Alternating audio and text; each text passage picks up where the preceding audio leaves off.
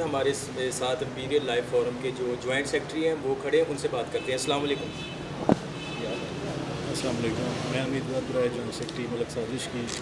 मैं अल्हम्दुलिल्लाह imperial life college का स्टूडेंट हूँ और आज इम्पीरियल लाइफ कॉलेज ने मेरी सपोर्ट का ऐलान किया है ओपनली।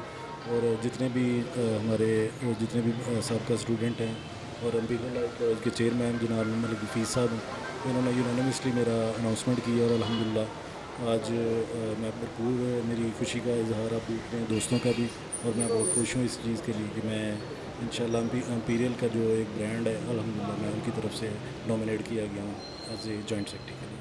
जी सर, आपके क्या ख्याल है? जी इंशाल्लाह जी हम अपनी भरपूर कोशिश से विन करेंगे।